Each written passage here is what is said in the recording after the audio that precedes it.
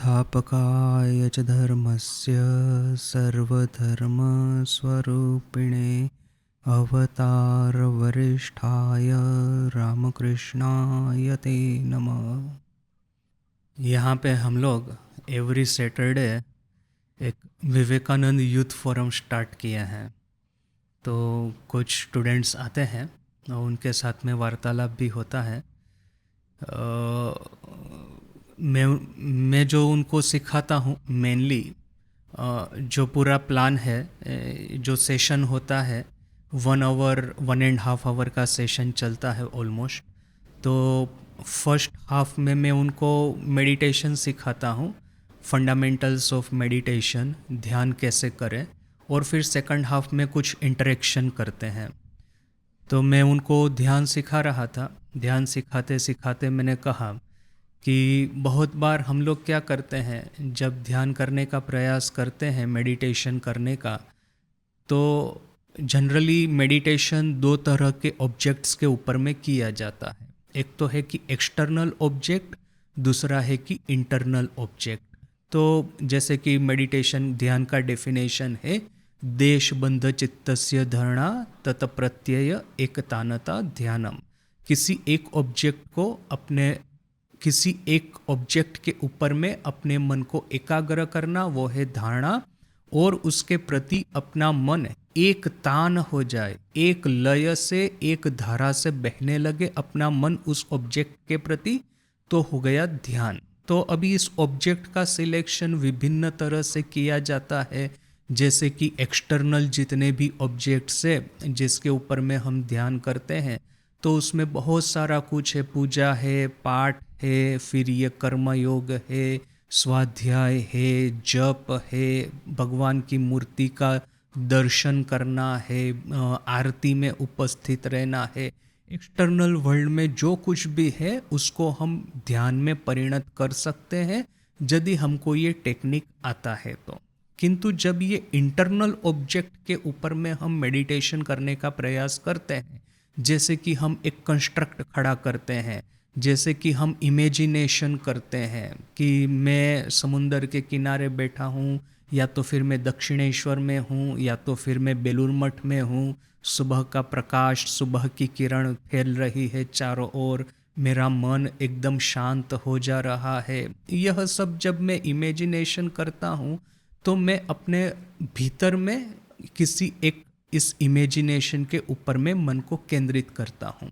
मैं जब ये कह रहा था तब मैंने एक सूचना दी थी। मैंने कहा कि देखिए, बहुत बार हम लोग ये इंटरनल मेडिटेशन जब करते हैं, अपने मन को या तो फिर अपने अटेंशन को रिवर्स करने का प्रयास करते हैं, हम लोग ज़्यादातर समय ये काम अपने ब्रेन के भीतर में करते हैं। एज इफ फॉर एग्जाम्पल कि मैं ये इमेजिनेशन कर रहा हूँ कि मैं श्री रामकृष्ण देव के सामने बैठा हूँ, उनका सुंदर स्वरूप में दर्शन कर रहा हूँ। तो जब मैं ये इमेजिनेशन करूँगा या तो श्री रामकृष्ण देव के उनके ऊपर में मैं मन को एकाग्र करने का प्रयास करूँगा, तो मैं उनको विजुअलाइज कहाँ पे करूँगा? मैं अपने ब्रेन के भीतर में ही विजुअलाइज करूँगा। ये विजुअलाइजेशन का लोकेशन है जैसे कि मेरा ब्रेन है। हमेशा ऐसा ही होता आ रहा है जब तक हमको कोई प्रॉपर सूचना देने वाला नहीं मिलता। एक्चुअली जब भी आप अपना इंटरनल ध्यान करते हैं, अपने मन को अंदर की ओर रिवर्स करते हैं, भीतर में किसी एक ऑब्जेक्ट के ऊपर में ध्यान करते हैं, जैसे कि ये कंस्ट्रक्ट खड़ा करना, या तो भगवान का रूप दर्शन करना, या तो फिर मंत्र का दर्शन करना, ओमकार का दर्शन करना वगैरह, तो हमेशा हमेशा उसको हृदय में ही विजुअलाइज करना चाहिए। हार्ट के ऊपर में ही ये विजुअलाइजेशन होना चाहिए। क्यों? क्योंकि ब्रेन जो है it's a seat of chaos, it's a seat of destruction. Actually brain जो है वो ड्यूअल एजेड स्वॉर्ड है। जब तक हम बाहर के जगत के साथ में डील करते हैं, हमारा पूरा डीलिंग ब्रेन के माध्यम से ही होता है, क्योंकि ब्रेन बना है, ह्यूमन ब्रेन, की बाहर के जगत के साथ में डील करने के लिए। किंतु इस ब्रेन को आप जैसे ही रिवर्स करेंगे अपने ऊपर में, तो एक भयानक केओस स्टार्ट होगा। वो एक आपने वीडियो देखा होगा यूट्यूब में, मैंने देखा कि एक जंगल में एक आईने को रख देते हैं। अब ये जंगली पशु जो है उनको ये खुद का स्वरूप क्या है या तो मेरा एक रिफ्लेक्शन हो सकता है, ये कॉन्सेप्ट ही उनको नहीं है। तो अभी ये गोरिल्ला आता है, वो जैसे ही आईने में अपने को देखता है पहले तो बड़ा आश्चर्यचकित हो जाता है, किंतु सेकंड दूसरी ही पल बड़ा ही अलार्म्ड हो जाता है, बड़ा ही ये वो चौकन्ना हो जाता है और गुस्से में आकर के कि डर के मारे वो फटाक करके इस आईने को तोड़ देता है। क्यों?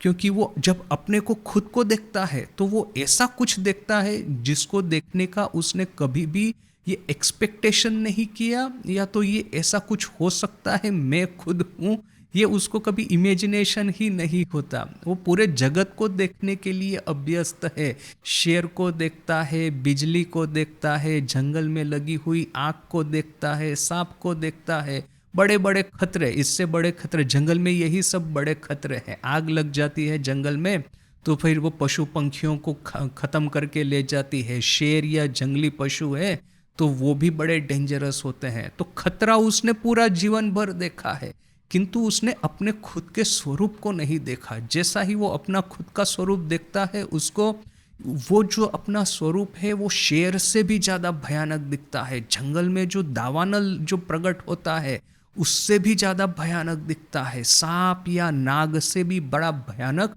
उसको अपना खुद का स्वरूप दिखता है। तो क्या है कि ये ब्रेन जो है अपना, वो बाहर की चीज़ों के साथ में डील करने के लिए बना है। यदि आप इस ब्रेन को या तो फिर ये अपना फोकस है अपने खुद के ऊपर में ये आप रिवर्स करना चाहेंगे, तो हमेशा जो कोई भी आप विजुअलाइजेशन करें, जो कोई भी आप दर्शन करना चाहते हैं, जो कोई भी इंटरनल ऑब्जेक्ट के ऊपर में आप ध्यान केंद्रित करना चाहते हैं, उसको हमेशा हमेशा अपने हृदय में कीजिए, क्योंकि हृदय है आत्मा का किला, जैसे कि श्री रामकृष्ण कहते हैं। और दूसरी वो जो फेमस कहानी है काली कृष्ण महाराज की, भविष्य के स्वामी विरजानंद जी, तो वो काली कृष्ण महाराज माँ को एक बार कहते हैं, नए नए जब आए थे तो माँ को कहते हैं कि माँ मैं अपने ये जो भ्रूमध्य है, ये जो 3 चक्र है ना, अनाहत, विशुद्ध और आज्ञा, तो हम लोगों को ऐसा लगता है कि अनाहत पे माने थियरी क्या कहती है, जैसे जैसे आप ऊपर जाएंगे वैसे वैसे चक्र का पावर बढ़ता जाएगा। तो अनाहत चक्र पे हृदय में ध्यान करने को वैसे तो सब लोग कहते हैं, किंतु ये विशुद्ध है या तो फिर ये आज्ञा चक्र है, वो क्या और पावरफुल नहीं होगा? वो क्योंकि ऊपर में है तो फिर ये जो भी हो, जो कुछ भी सोच करके, किंतु काली महाराज ने ये आज्ञा चक्र के ऊपर में भ्रू मध्य पे ध्यान करने का प्रारंभ कर दिया। कुछ ही समय के बाद में उनको बड़े ही भयानक हेडेक होने लगे, माइग्रेन स्टार्ट हो गया, सर दर्द, इतना भयानक सर दर्द, क्या करे बेचारे। तो फिर माँ के पास में जाकर के कहते हैं कि देखिए माँ, मैं भ्रूमध्य पे ध्यान करने का प्रयास कर रहा था, किंतु इससे मुझे बड़ा ही जोरों से सर दर्द होता है, तो इसका क्या सॉल्यूशन है? तो माँ ने एकदम चौंक करके कहा कि अरे बाबा, तुम क्या कर रहे थे? कभी भी भ्रूमध्य पे ध्यान नहीं करना है, ध्यान करना है हमेशा हृदय के ऊपर में, अनाहत चक्र के ऊपर में। तो ये 2 फेमस है अपना जो ऑर्डर का जो टीचिंग है कि जब भी आप इंटरनल ध्यान करते हैं, आपके ध्यान का ऑब्जेक्ट यदि इंटरनल है, तो हमेशा उसको अपने हृदय में ही विजुअलाइज कीजिए। कभी भी उसको या अपने ब्रेन के भीतर में या तो सर के भीतर में विजुअलाइज कभी मत कीजिए। वो एक भयानक, एक क्या कहेंगे कि इस तरह का केओस खड़ा करेगा, इतना भयानक एक परिस्थिति खड़ा करेगा कि जिससे बचना हमारे लिए मुश्किल हो जाएगा। तो ये एक मैंने ऐसा यूथ फोरम में कहा था सैटरडे को। तो हुआ ऐसा कि दूसरे ही दिन एक स्टूडेंट आकर के मुझे कहता है कि देखिए स्वामी जी, मैं काफ़ी लंबे समय से ध्यान करने का प्रयास कर रहा था, और किंतु ये ध्यान करने से मेरी लाइफ में बहुत ज़्यादा डिस्टर्बेंस आना शुरू हुआ था। और उसकी जो माँ है, वो माँ ने उसको कहा कि अरे तुम ये सब क्या ध्यान वगैरह करते हो, क्या मेडिटेशन वगैरह, ये सब छोड़ दो, इसको करना उचित नहीं है, इसी वजह से तुम्हारे नेचर में ये सब डिस्टर्बेंस खड़ा होता है। तो फिर उस स्टूडेंट ने मुझे कहा कि देखिए, मुझे पता नहीं था कि एक्चुअली जब आप ध्यान करते हैं तो सर के भीतर में कभी ध्यान नहीं करना है, हमेशा हृदय में ही ध्यान करना है। तो वो कहती थी कि वो एक ही दिन उसने ऐसा प्रयास किया, उसी में उसको इतना बेनिफिट हुआ। तो वो कहते हैं कि मुझे यदि ये बात पहले से पता होती तो मैं कितना जो ट्रबल है मेरी लाइफ में ये सब बच जाता। तो देखिए, मैंने कहा उस समय उसको कि बहुत बार हम लोग ध्यान करना है या फिर ये स्पेशली जो पावरफुल मेडिटेशन टेक्निक है, स्पिरिचुअल टेक्निक, वो क्या है ना कि हम यूट्यूब वीडियो देख करके न कि किसी किताब पढ़ करके सीख लेते हैं, किंतु किसी के साथ में जो इस तरह के नॉलेज जिनका होता है या जिन लोगों के पास में एक्सपीरियंस होता है, उन लोगों के साथ में इंटरेक्शन करने का हमको मौका नहीं मिलता। यदि ये मौका आप तो जब तक नहीं मिलता है तब तक इस तरह की प्रैक्टिस सिर्फ किसी मैनुअल में से, यूट्यूब वीडियो में से देख करके करना उचित नहीं है। क्योंकि क्या है पता है, ये ऐसा है जैसे आप मेडिकल साइंस सीखने को जाते हैं, आपको 4 साल 5 साल स्टडी करना होगा, उसके बाद में इंटर्नशिप करना होता है, एक किसी एक्सपीरियंस्ड डॉक्टर के अंडर में आपको काम करना होता है, तब कहीं जा कर के आपको एक्चुअली मेडिकल प्रैक्टिस करने का लाइसेंस मिलता है। तो ये मेडिकल प्रैक्टिस जो है, ह्यूमन बॉडी जो है उसकी जो कॉम्प्लेक्सिटी है उससे कई गुना ज़्यादा, हजार गुना ज़्यादा कॉम्प्लेक्सिटी अपनी माइंड की है, अपनी कॉन्शियसनेस की है। तो फिर हम किस तरह से एक्सपेक्ट करें कि एक छोटी सी किताब पढ़ करके या तो फिर एक यूट्यूब वीडियो देख करके या छोटा सा एक स्पीच सुन करके हमने ध्यान करने की शुरुआत कर दी और इसमें कोई प्रॉब्लम नहीं आएंगे। इसलिए हमेशा किसी टीचर के साथ में इंटरेक्शन हो, दैट इज़ प्रिफरेबल। तो वो एक्चुअली उसने मुझे जब कहा तो मुझे भाई काफ़ी अच्छा लगा कि चलो एटलीस्ट मैं कुछ कहता हूँ यहाँ पे तो उसका कुछ असर तो हो रहा है। दूसरा, एक किसी के साथ में मेरा बात हो रहा था, उन्होंने कहा मुझे कि देखिए कि उनके फैमिली या तो फिर सोशल जो रिलेटिव्स है, सोशल सर्कल है, उसमें काफ़ी स्ट्रेस उनको पहुंचता है, तो इसका क्या सॉल्यूशन हो सकता है। अभी देखिए, सॉल्यूशन देने को तो हम दे ही सकते हैं, 10 चीज़ें बता सकते हैं, उसमें कुछ नहीं है। मैं अपना खुद का अनुभव बताता हूँ कि मैं बेलूर मठ ज्वाइन करने को गया था। दैट इज़ कि मैं जब रांची से वापस आया तो मैं बेलूर मठ में मुझे बुलाया था इन लोगों ने, फिर बेलूर मठ से मेरा पोस्टिंग हुआ नागपुर।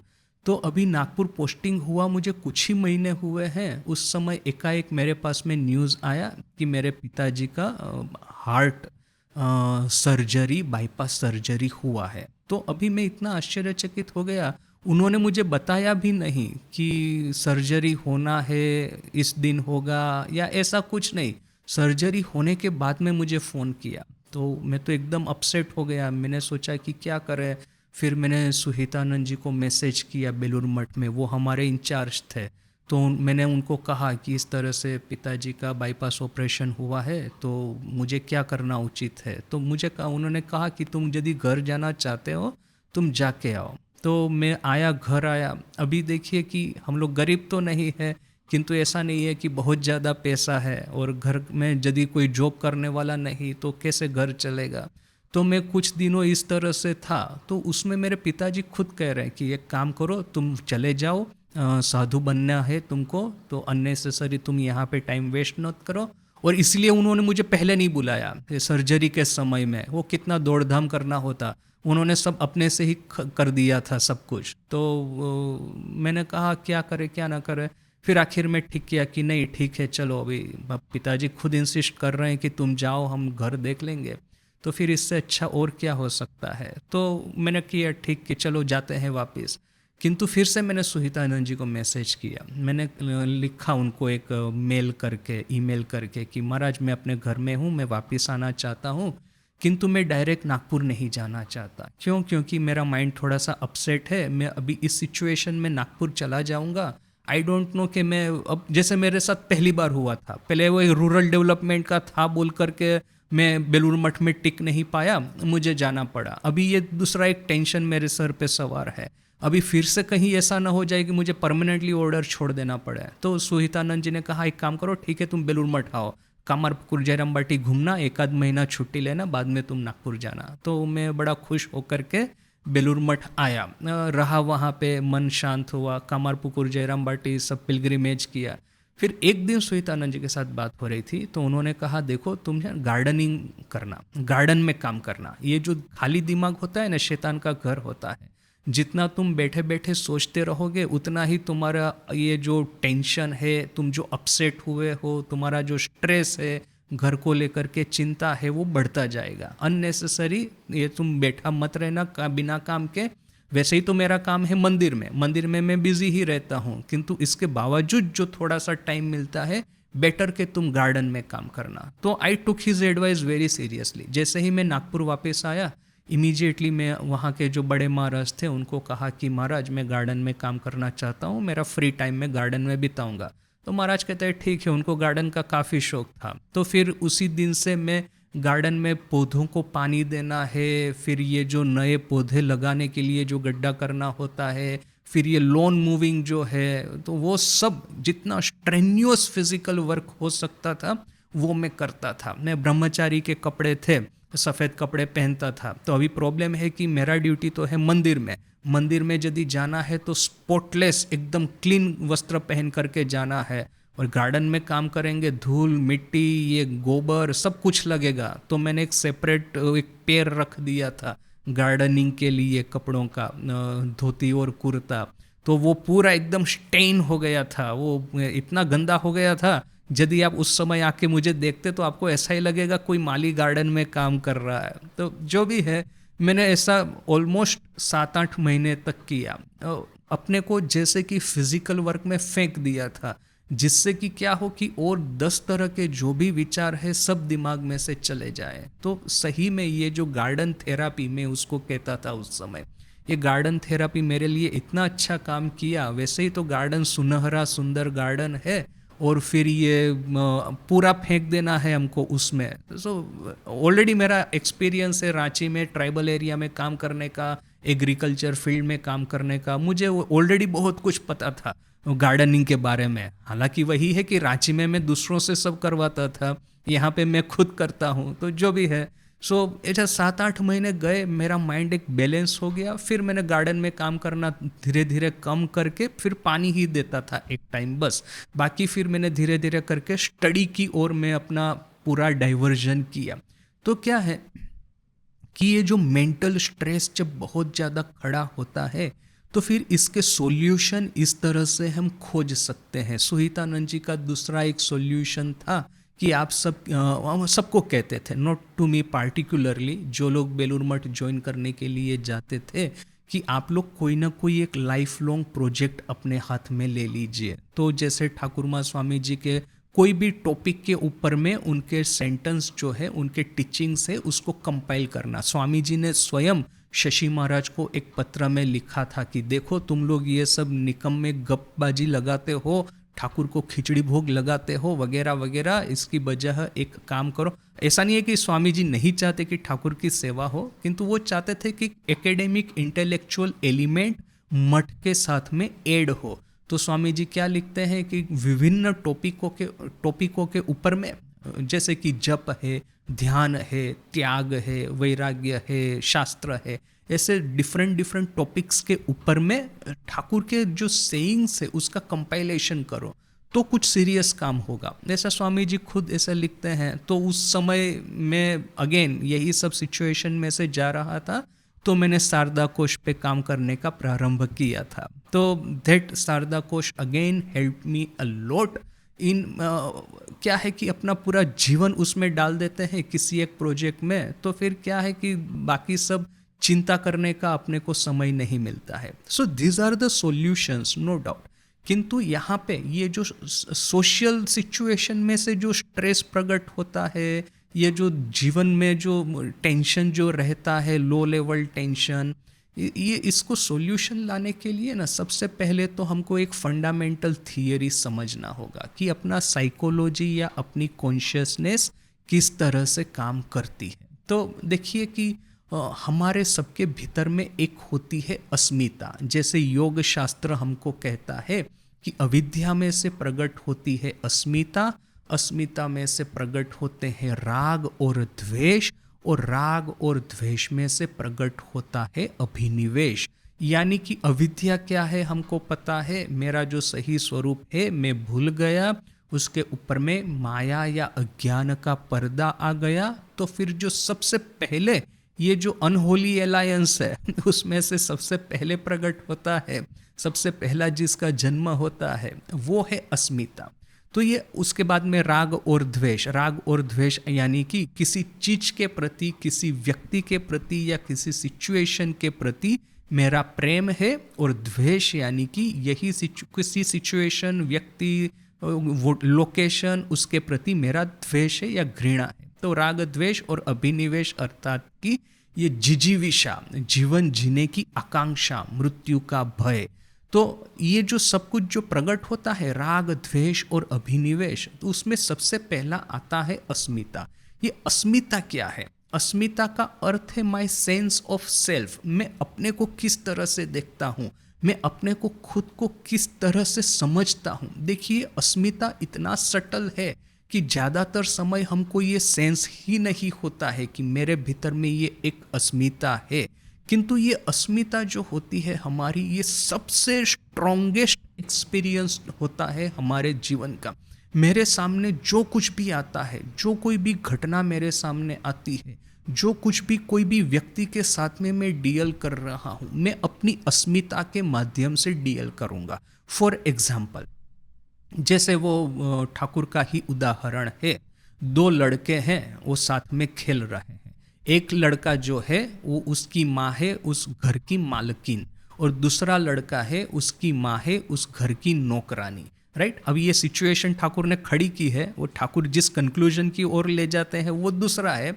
मैं सिर्फ इस सिचुएशन को खड़ी करके और एक चीज एक्सप्लेन करना चाहता हूँ। यहाँ पे जो घर की मालकिन है, उसका जो लड़का है, उसके भीतर में बड़ी स्ट्रॉन्ग अस्मिता होगी कि हाँ मैं धनवान का पुत्र हूँ, मेरी माँ जो है बड़ी पावरफुल है, मेरे पिताजी जो है घर के मालिक है, उनके पास में सभी लोग झुकते हैं, यानी कि मेरे पास में पावर है। जबकि ये नौकरानी का लड़का है, उसकी अस्मिता जो है वो बड़ी वीक होती है, बड़ी नेगेटिव होती है। उसको पहले से ही पता है कि वो नौकरानी का लड़का है, मालिक के लड़के के साथ में झगड़ा होता है तो मालिक का लड़का उसको मारेगा भी, तो भी वो बेचारा ज़्यादा कुछ नहीं करने वाला है। शायद ऐसा हुआ होगा कि पहली बार कि झगड़ा हुआ होगा, मालिक के लड़के ने उसको मारा है तो उसने सामने मारा होगा, किंतु फिर वो जो मालिक है उसने नौकरानी को बोला होगा तो नौकरानी ने ही अपने बच्चे को डांट दिया होगा। यानी कि ये बच्चा कुछ ही समय में समझ जाता है कि उसका जो पोजीशन है, जो सोशल स्टेटस है, रिस्पेक्ट है, वो बिल्कुल नहीवत है इस घर के भीतर में। खास करके इन रिलेशन और रिलेटिव, ये मालिक के लड़के के रिलेशन में या रिलेटिव टू मालिक लड़का, उसकी जो पोजीशन है वो बड़ी लो है, बड़ी निम्न है। तो उसकी अस्मिता जो है ना, उसके ऊपर में बार बार आघात होता है, और उसकी वजह से उसके भीतर में ये इंफीरियोरिटी कॉम्प्लेक्स जन्म लेता है। सब समय वो डरा डरा सा, सहमा सहमा सा रहेगा। तो देश के साथ में भी ऐसा होता है। भारत की अस्मिता के ऊपर में बहुत सारे आघात हुए हैं पिछले 1000 साल से। बोल करके थोड़ा बहुत प्रोग्रेस भी जो हम कर रहे हैं आज के युग में कि 5th लार्जेस्ट इकोनॉमी, ये IIT, ये वगैरह वगैरह, स्पेस प्रोग्राम, किंतु हमारे मन को ऐसा कोई संतोष नहीं होता है, क्योंकि बहुत लंबे समय से हमारी अस्मिता पे बहुत सारे आघात हुए हैं। ऑन दी अदर हैंड ये अमेरिकन को देखिए, इस तरह से ये लोग बिहेव करते हैं जैसे कि जगत के ये लोग मालिक ही है। स्वामी जी ने कहा है कि ये आयरलैंड से ये पीट है, न कि ऐसा कोई, ये पीट वगैरह कॉमन नेम है वहाँ पे आयरलैंड में। तो ऐसा कोई आदमी वहाँ पे जाता है, अभी ये आयरलैंड यानी कि ब्रिटेन के अंडर में था और ब्रिटेन का शासन था, बोल करके क्या है कि वे लोग बड़े ही डरे डरे सहमे सहमे से रहते थे। तो स्वामी जी कहते हैं एक आयरलैंड से एक आदमी आया, पहली बार तो जब जहाज से उतरता है तो उसकी कमर झुकी हुई है, वो बड़ा भय में रहता है, कहीं कोई उसको डांट न दे, कहीं कोई उसको धमका न दे, इस तरह से उसका बिहेवियर रहता है। किंतु ये अमेरिका की हवा में जो फ्रीडम है, वो फ्रीडम जैसे ही वो ग्रहण करता है, उसकी कमर सीधी हो जाती है, उसके भीतर में आत्मविश्वास जागृत होता है, करेज आता है, सीधा मुंह पे बात करने की एक कैपेसिटी आती है और अपने को समथिंग समझता है। ये घमंड कहो कि अहंकार कहो कि आत्मश्रद्धा कहो कि सेल्फ कॉन्फिडेंस कहो, वो उसके भीतर में प्रकट होता है और वो मैन बनता है, मनुष्य बनता है, वीर बनता है। तो ये जो है, ये है हमारी अस्मिता। What is my sense of self? क्या मैं अपने को कमज़ोर महसूस करता हूँ? क्या मैं अपने को कायर महसूस करता हूँ? क्या मेरा सोशल स्टेटस, मेरा इकोनॉमिक स्टेटस, न कि ये जो जगत जो है जैसे मुझे क्रश कर दिया है इस जगत ने, मैं डरा डरा सा सहमा सहमा सा रहता हूँ, न कि फिर मैं अपने को एक बड़ा ही माने एक बलशाली, धनी, पावरफुल, इस तरह का एक सुपीरियर एक आदमी समझता हूँ। What is my sense of self? तो ये सेंस ऑफ सेल्फ जो होती है, अपनी यदि वीक या नेगेटिव होती है, तो उसमें से ये इन्फीरियोरिटी कॉम्प्लेक्स प्रकट होगा। किंतु यदि मेरा सेंस ऑफ सेल्फ, मैं बड़े बड़े पॉलिटिशियन का लड़का हूँ, हम लोग वो जो मैं बहुत सालों पहले ये जो मूवीज़ वगैरह देखता था, टीवी सीरियल, तो उसमें देखता था कि बड़े पॉलिटिशियन का लड़का कॉलेज के कैंपस में जाता है, सबको डराता है, धमकाता है, रैगिंग करता है और कोई उसके सामने कुछ नहीं बोल पाता। तो ये जो लड़का है, उसका अस्मिता जो है, सेंस ऑफ सेल्फ है, बड़ा ही विशाल है, बड़ा ही स्ट्रॉन्ग है। इसके भीतर में घमंड होगा, एरोगेंस होगा और एक सुपीरियोरिटी कॉम्प्लेक्स इसके भीतर में जन्म लेगा। अभी एक्चुअली आध्यात्मिक जीवन क्या है, जस्ट हम एक थियरी एक्सप्लोर कर रहे हैं। एक आम आदमी को देखेंगे तो उसकी अस्मिता, या तो वो अपने को कमजोर समझेगा, उसका जो सेल्फ वर्थ है, सेंस ऑफ सेल्फ है, वो बड़ा ही निम्न होगा और इसके भीतर में इन्फीरियोरिटी कॉम्प्लेक्स होगा। वो डर डर करके वो माने एकदम ये करके वो जीवन जिएगा, वो है।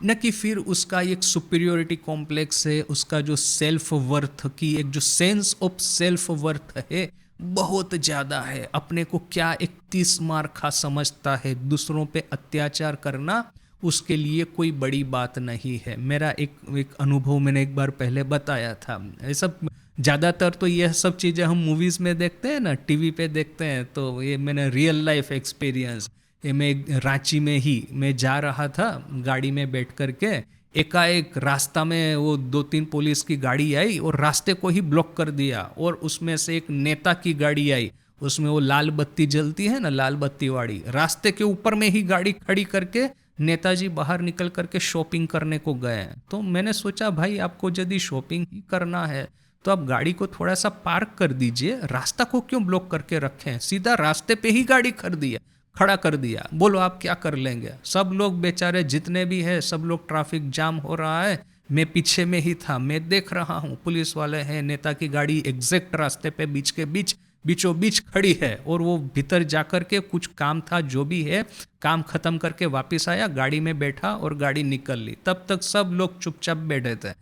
तो देखिए कि वो नेता जो होगा इस तरह से, उसमें वो एक दम है कि रास्ते के बीच में ही गाड़ी खड़ा करेगा, आप पार्किंग करने की कोई ज़रूरत नहीं, बोलिए आप क्या कर लेंगे। तो उसकी जो अस्मिता होती है, सेंस ऑफ सेल्फ वर्थ होता है, बड़ा ही हाई होता है, उसके भीतर में एक सुपीरियोरिटी कॉम्प्लेक्स होता है। और बहुत सारे लोगों का होता है कि अस्मिता जो है वो बहुत ज़्यादा ये भी नहीं होती, लो भी नहीं होती और बहुत हाई भी नहीं होती, एक न्यूट्रल गियर में ये लोग चलाते हैं। तो ये भी एक होता है। चलिए, अभी जिस क्षण आप आध्यात्मिकता में प्रवेश करेंगे, साथ में ही आपको कहा जाता है कि आपको ये अपना घमंड जो है उसका त्याग करना है। तो अभी देखिए कि जिन लोगों की अस्मिता पहले से ही सहमी हुई थी, जिन लोगों का पहले से ही सेल्फ वर्थ जो है इतना निम्न था कि वो बेचारे अपने को बेचारा, अपने को एक हीन, एक घिनौनापन अपने प्रति जो महसूस करते थे, उन लोगों के लिए इस तरह के उपदेशों को ग्रहण करना बड़ा ही सहज है। वो बाहर में भी तमस में थे और आध्यात्मिक जीवन में जो प्रवेश किया वो तमस को लेकर के ही प्रवेश करते हैं। तो अभी उन लोगों को ऐसा लगता है कि आध्यात्मिक जीवन के जो फंडामेंटल कॉन्सेप्ट है, ब्रह्मचर्य का पालन करना है, शरणागति प्राप्त करनी है अपने जीवन में, वह सब मेरे से, अभी ब्रह्मचर्य तो एक दूसरी चीज है, किंतु ये शरणागति तो मैंने पहले से ही प्राप्त कर ली है क्योंकि मेरे भीतर में घमंड था ही नहीं। किंतु यहाँ पे ऐसे लोगों के साथ में प्रॉब्लम क्या है कि घमंड नहीं था, बात ठीक है, किंतु इन लोगों के भीतर में एक अधम भावना थी, एक इंफीरियोरिटी कॉम्प्लेक्स था। उनकी जो अस्मिता थी पूरी तामसिक हो चुकी थी, पूरी वो खत्म हो चुकी थी भीतर से। तो ऐसे लोग यदि आध्यात्मिक जगत में प्रवेश करते हैं ना, तो दिखावा बड़ा करते हैं कि देखिए हम बड़े धार्मिक हैं, इस अर्थ में कि हमारे भीतर में घमंड नहीं है, हमारे भीतर में अहंकार नहीं है, हमारे भीतर में शरणागति है। इस तरह का ये लोग दिखावा करते हैं, किंतु इस तरह के लोगों से बहुत ज़्यादा कुछ आगे बढ़ा जाएगा नहीं, क्योंकि अस्मिता भले ही चाहे, अब जैसे योग सूत्र ही कहता है कि इस 5 को पंचक्लेश कहते हैं, अविद्या, अस्मिता, राग, द्वेष, अभिनिवेश, इन 5 को दग्ध बीज करना है। चलिए अच्छी बात है, किंतु दग्ध बीज कब होगा? एक हेल्दी अस्मिता होगी तब वो उसको आप दग्ध बीज कर सकते हैं। एक जर्जरित अस्मिता जिसकी है, एक नेगेटिविटी की ओर जिसकी अस्मिता चली गई है, उसको तो सबसे पहले एक सेल्फ वर्थ खड़ा करना होगा। उसको सबसे पहले तो एक क्या कहेंगे कि आत्मसम्मान, आत्मश्रद्धा खड़ी करनी होगी, तब तो कहीं जाकर के वो उसको खत्म कर पाएगा। यानी कि तमस में से सत्व में गति कभी नहीं होने वाली है इन लोगों की। तमस में से पहले रजस में जाना होगा, उनकी जो अस्मिता है उसको थोड़ा सा हेल्दी बनाना होगा, स्ट्रॉन्ग करना होगा, तब कहीं जाकर के ये लोग अस्मिता के परे जा पाएंगे। तो ये जो तामसिक लोग हैं, जिनकी अस्मिता जैसे कि मर गई है, जिनका ये जो सेंस ऑफ सेल्फ वर्थ है बड़ा ही घिनौना हो चुका है, उन लोगों को सबसे पहले तो सेल्फ कॉन्फिडेंस डेवलप करना होगा। ये भारत में बहुत लंबे समय से हम लोग इस बात को समझ ही नहीं रहे थे। बोल करके हमको स्वामी जी का जो मैसेज है आत्मश्रद्धा का इतना यूनिक लगता है, और फिर बहुत सारे लोग ये भी सोचते हैं कि स्वामी जी जैसे कि ट्रेडिशनल स्पिरिचुअलिटी है उससे काफ़ी दूर चले गए हैं। ट्रेडिशनल स्पिरिचुअलिटी में आपको शरणागति सिखाते हैं, यहाँ पे स्वामी जी आपको घमंडी होना सिखाते हैं। तो इस तरह का थिंकिंग जो लोग करते हैं उन लोगों को स्पिरिचुअलिटी का जो बेसिक साइंस है वही समझ में नहीं आता। तो चलो ये हो गया आपका कि जिसकी अस्मिता कमजोर हो गई है उनके बारे में।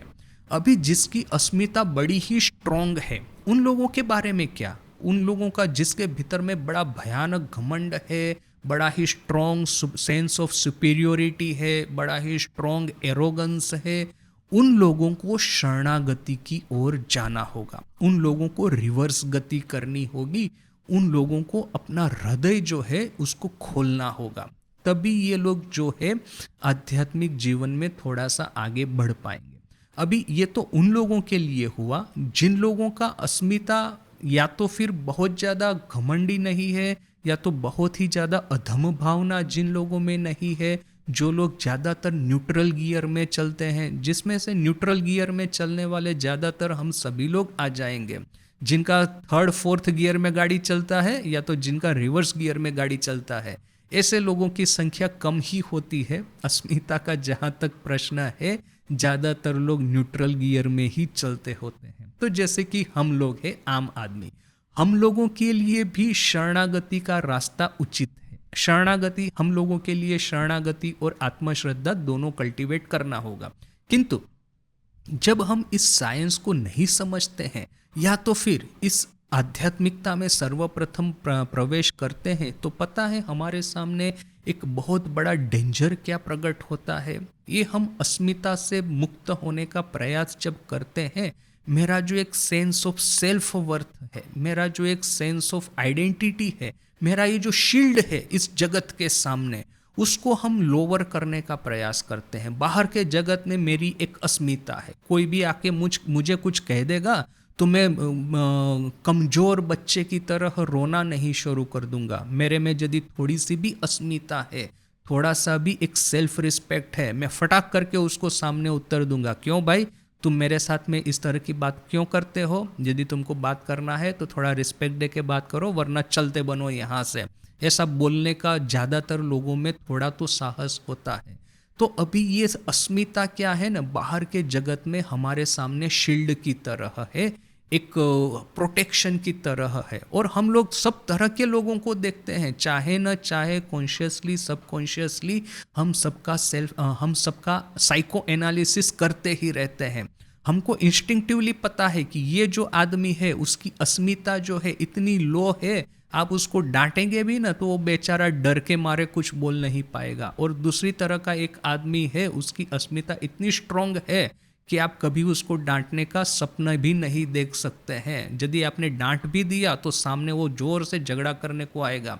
और नॉट नेसेसरी कि वो बड़ा आदमी है, धनी आदमी है, बहुत इवन कॉमन लेवल पे भी जो लोग रहते हैं उनको भी आप थोड़ा सा भी मिसट्रीट करेंगे ना तो बड़ा जोर से रिएक्ट करेंगे कि आपने मुझे मिसट्रीट क्यों किया। तो मैंने नॉट नेसेसरी कि आपके पीछे कोई बड़े आदमी का हाथ होना चाहिए, आपके पिताजी करोड़पति ना बड़े पॉलिटिशियन मिनिस्टर फिनिस्टर होने चाहिए, नॉट नेसेसरी। ये जो सेंस ऑफ सेल्फ वर्थ कुछ कुछ लोगों में बड़ी ही स्ट्रांग होती है। गरीब का भी लड़का यदि होता है, मजदूर भी होता है, ओके, रिक्शा वाला जो होता है, प्लम्बर जो होता है, इलेक्ट्रिशियन जो होता है, आजकल देखिए आपके घर में लोग आते हैं तो उनके साथ में थोड़ा सा मिसट्रीट करने का प्रयास कर लीजिए, देखिए वो क्या भड़क करके वो गुस्सा करके उत्तर देंगे। तो आजकल क्या है कि बहुत सारे लोगों में स्ट्रांग अस्मिता हो गई है। तो अभी हम लोग सब कुछ देखते हैं, हम सब कुछ एनालाइज करते हैं, और हमने ये लेसन सीखा है कि जिसके भीतर में ये अस्मिता स्ट्रांग नहीं है, इस तरह के आदमी को सभी शोषण कर लेते हैं, इस तरह के आदमी का सभी लोग बेनिफिट उठा जाते हैं, गैर फायदा उठा जाता है, लोग सभी लोग उसके ऊपर में जाकर के सवार हो जाते हैं। मुझे अपनी अस्मिता को, मुझे घमंडी नहीं होना है, किंतु अपनी अस्मिता को इतना तो स्ट्रांग रखना है कि कोई भी आकर के मेरा डिसएडवांटेज, मेरा एडवांटेज न ले, कोई भी आकर के मेरा शोषण न कर जाए, कोई भी आकर के मेरे पे अत्याचार न कर जाए, इतना तो मुझे अपने को सेल्फ प्रिजर्व करके रखना है। ये हम सभी लोग देखते हैं, और हम सभी लोगों ने एज ए रिजल्ट कुछ ना कुछ डिफेंसेस होते हैं, साइकोलॉजिकल डिफेंसेस खड़े कर दिए हैं। ये सब इज अ पार्ट ऑफ अस्मिता। मेरा मेरा सेल्फ सेंस ऑफ सेल्फ, मेरा sense of self worth, what is who am I, मैं कौन हूँ, मैं किस तरह से जगत के साथ रिएक्ट करूँगा, ये मेरी पर्सनालिटी का एक बहुत ही महत्वपूर्ण अंग है। इसके बाद में फिर बाकी सब कुछ आता है कि मेरी बुद्धि कितनी है, मेरी मेमोरी कितनी जाती है, मेरा ये जो सोशल स्टेटस कहाँ पे जाता है, ये राग द्वेष अभिनिवेश ये सब क्या है, सब बाद में आता है। सबसे पहले आँख जैसे बच्चा खुलता है जन्म के बाद में, वैसे ही उसकी अस्मिता जागृत हो जाती है।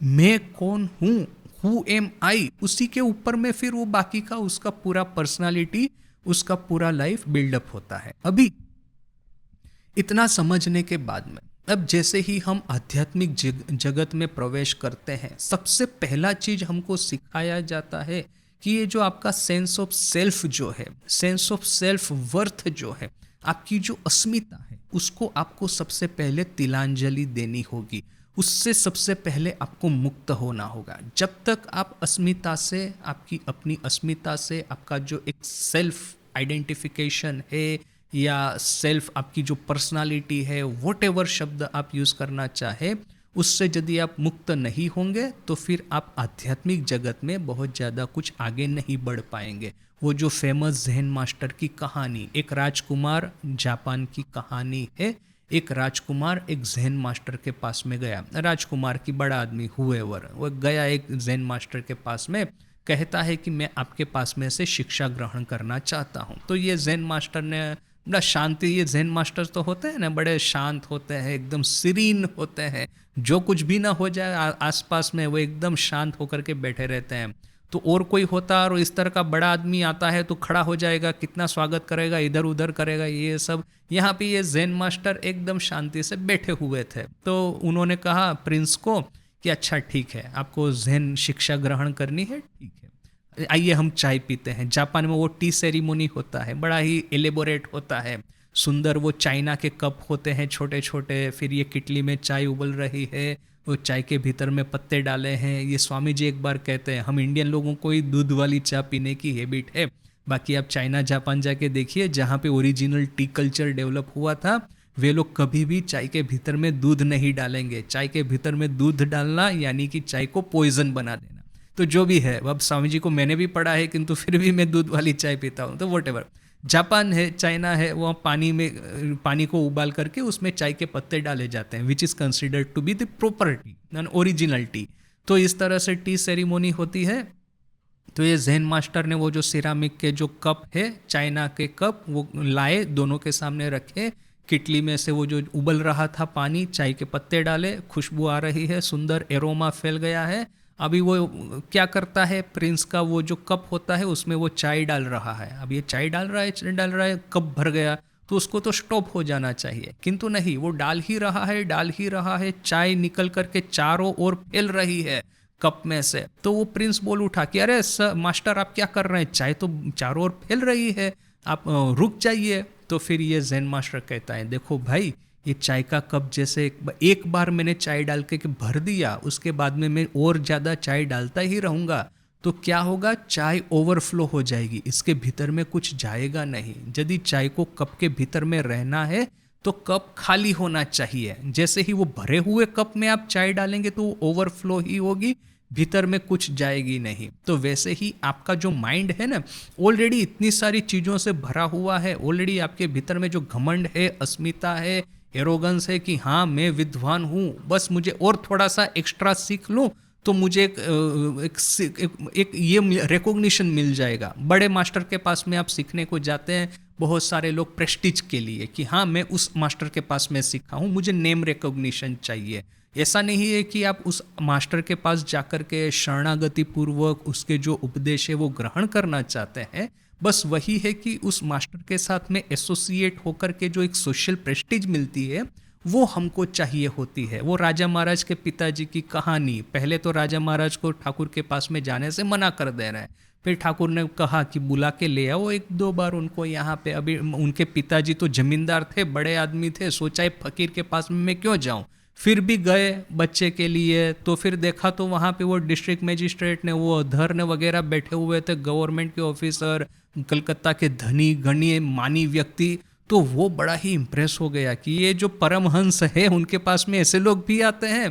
फिर उसके बाद में वो फिर राखाल के पिताजी खुद वो बीच बीच में दक्षिणेश्वर जाते थे, इसलिए नहीं कि ठाकुर के प्रति कोई श्रद्धा बढ़ गई थी, किंतु ठाकुर के पास में ये जो गवर्नमेंट ऑफिसर आते थे उन लोगों के साथ में सलाह मशवरा करने के लिए। कोर्ट केस वगैरह तो जमींदारों का लगा ही रहता है, तो ऐसे ऑफिसर का कोई उपदेश ले ले, कुछ एडवाइस ले ले, तो फिर उनको वो वहाँ पे काम लगेगा। तो क्या है कि ठाकुर के पास में आते हैं इसलिए नहीं कि ठाकुर के उपदेश उनको बड़े पसंद आ गए हैं, ठाकुर के पास में आने से जो एक सोशल प्रेस्टीज मिलता है वो ग्रहण करना चाहता है। तो यहाँ पे भी ज़ेन मास्टर ने उसको कहा कि तुम्हारा माइंड जो है ना, इतना खुद के विचारों से, खुद का अहंकार से इतना भरा हुआ है कि मैं जो कुछ कहूँगा तुम कुछ भी ग्रहण नहीं कर पाओगे। तो ये देखिए कि स्पिरिचुअलिटी में प्रवेश करने के साथ में ही इस तरह की 1000 कहानियाँ हम लोगों ने सुन ली है। तो फिर हम लोग कॉन्शियसली क्या करने का प्रयास करते हैं कि मेरी जो अस्मिता है, मेरा जो घमंड है, मेरा जो सेंस ऑफ सेल्फ वर्थ जो है, उसको लोअर करने का प्रयास करते हैं। बाहर के जगत में जिसको कि मैंने प्रोटेक्शन के रूप में, शील्ड के रूप में व्यवहार किया है, यूज़ किया है, उस शील्ड को, उस प्रोटेक्शन को लोअर करते हैं। तो जैसे ही, किंतु दिस इज पैराडॉक्सिकल, जैसे ही हम अपना शील्ड लोअर करते हैं स्पिरिचुअल वर्ल्ड में प्रवेश करके, साथ साथ में ही हम बड़े ही वल्नरेबल हो जाते हैं। यहाँ पे बाहर के जगत में कोई भी आदमी आकर के हमको गाली देगा, हम लोग फटाक करके उसको 2 गाली सामने दे देंगे, क्यों रे भाई तुम्हारा साहस कैसे हुआ मेरा अपमान करने का। किंतु एक बार हम स्पिरिचुअल हो गए तो हमको ऐसा लगता है कि ये दीनहीन भाव जो है, ये शरणागति जो है, जो लोगों की अस्मिता कमजोर थी, जो लोग बेचारे इंफीरियोरिटी कॉम्प्लेक्स से पीड़ित थे, उन लोगों को हम आध्यात्मिक आइडियल मान लेते हैं और सोचते हैं कि अरे मैं तो अपना प्रोटेक्शन बड़ा इजीली कर पाता हूँ, ऐसा मैं यदि करता रहूँगा तो मैं स्पिरिचुअल कैसे होऊंगा। बेटर है कि जो आदमी कमज़ोर है, जो कि इन्फीरियरिटी कॉम्प्लेक्स से पीड़ित है, जो कि अपने को दीनहीन अधम समझता है, उसको मैं अनुसरण करने का प्रयास करूं, उसका मैं अनुकरण करने का प्रयास करूं। ऐसा जो एक मिसकंसेप्शन जो खड़ा हो जाता है, बोल करके हम लोग आध्यात्मिक जगत में बड़े ही वल्नरेबल हो जाते हैं। यानी कि देखिए कि कहाँ आध्यात्मिकता हमको एक सेंस ऑफ स्ट्रोंगर सेल्फ देनी चाहिए कि हाँ, मैं ये पंच महाभूत का देह नहीं, मैं तो ये समग्र विश्व ब्रह्मांड को जो आवृत करके रखता है, या तो फिर ये विश्व ब्रह्मांड स्वयं एक तिनके के बराबर जो है, इतनी महान आत्मा, ये मेरा सही स्वरूप है।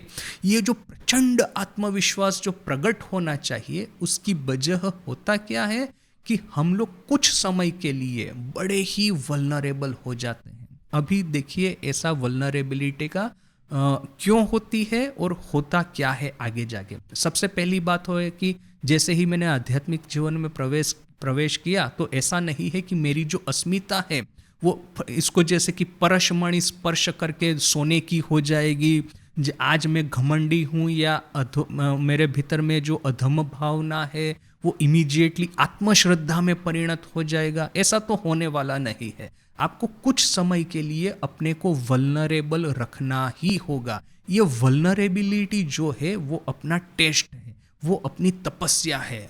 पैराडॉक्सिकली कि बाहर के जगत में हमको जो कष्ट सहन करना पड़ता है, ये सब सोशल सिचुएशन की वजह से, ये जो स्ट्रेस आता है उसकी वजह से, उससे 10 गुना टेंशन, स्ट्रेस और ये सोशल प्रॉब्लम आपको आध्यात्मिक जगत में फेस करने पड़ेंगे, क्योंकि बाहर के जगत में आपके पास में अस्मिता रूपी शील्ड है, प्रोटेक्शन है, जो कि आध्यात्मिक जगत में आपके पास में नहीं रहने वाला है। आप बिल्कुल वल्नरेबल हो जाएंगे और आप उस समय सोचेंगे कि भाई ये तो आध्यात्मिक जगत बड़ा डेंजरस है, बेटर है कि चलो हम वहीं पे वापस चले जाए बाहर के जगत में।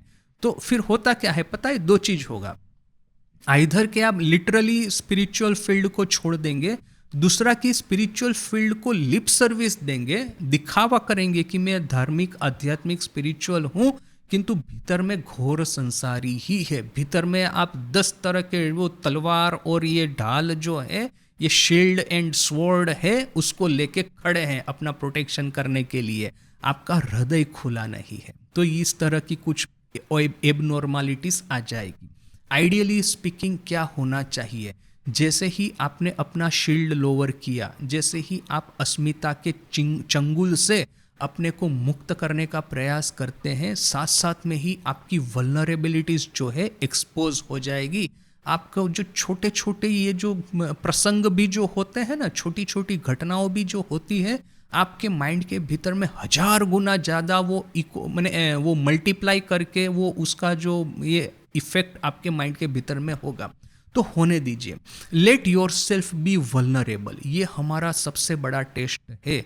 यदि हम अपने को ईश्वर प्राप्ति करने के लिए वल्नरेबल बना सकते हैं, तो ही ईश्वर हमारे पे प्रसन्न होंगे। ये टेस्ट हमको आध्यात्मिक जीवन में देना होगा।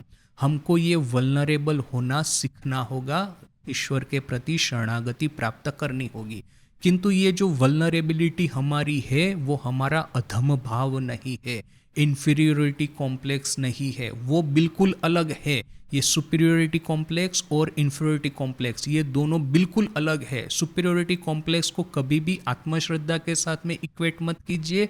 आत्मश्रद्धा इज कंप्लीटली डिफरेंट। डिवाइन जो मेरा स्वरूप है, उसके भीतर में से वो प्रकट होती है। तो साथ में ही शरणागति को इस अधम दीनहीन भावना के साथ में कभी भी कंपेयर मत कीजिए, क्योंकि शरणागति is an active act of self sacrifice. ये जो मुझे ईश्वर के सामने बलि देना है, तो 2 तरह के बलि दिए जाते हैं। आप दूसरे को पकड़ करके बलि देंगे, क्यों? क्योंकि बलिदान में तो कष्ट होता है ना, तलवार पड़ेगी तो गर्दन के ऊपर में। और दूसरा बलिदान होता है अपना खुद का बलिदान। देखिए कि ये काली मंदिर में 2 तरह के बलिदान हो चुके हैं। एक जगह तो है, कथामृत में ही वर्णन है कि वो बकरे का बलि दे रहे थे तो ठाकुर देख नहीं पाए, ठाकुर का हृदय कोमल हो गया है, वो वहां से चले गए। तो वो तो एक तरह का बलिदान होता है, दूसरों को कष्ट दे करके बकरे का बलिदान हम देते हैं।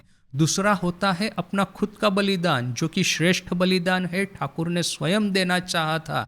माँ के हाथ में से खड्ग उठा करके अपने गले के पास में लाके कहते हैं कि माँ दर्शन दो वरना तो मेरा ही गला काट दूंगा। उस समय ठाकुर ने ऐसा नहीं कहा कि माँ आपको 1000 बकरे की बलि दूंगा तब आप, यदि आप मुझे दर्शन देंगे तो।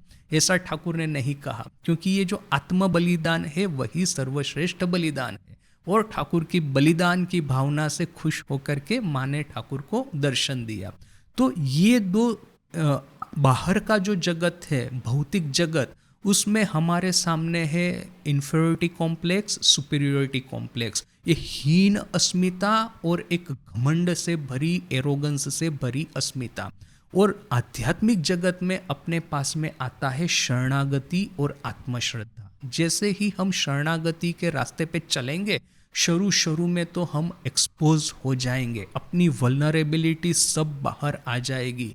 तो इस टेस्ट को हमको पार करना ही करना है। उस समय जो हम फेल हो गए, आध्यात्मिक रास्ते पे चलने का प्रयास तो किया है, किंतु जैसे ही मेरी वल्नरेबिलिटीज एक्सपोज हो जाती है, जैसे ही मेरे पे अटैक होना शुरू हो जाते हैं, वैसे ही मैं वही पुराने ढाल तलवार को लेकर के खड़ा हो जाऊंगा और चिल्लाना शुरू कर दूंगा कि कौन हो तुम, मुझे डांटने वाले, मेरा इंसल्ट करने वाले, पता नहीं है मैं कौन हूँ, वगैरह वगैरह। जो संसार में होता है वही आध्यात्मिक जीवन में भी प्रारंभ हो जाएगा।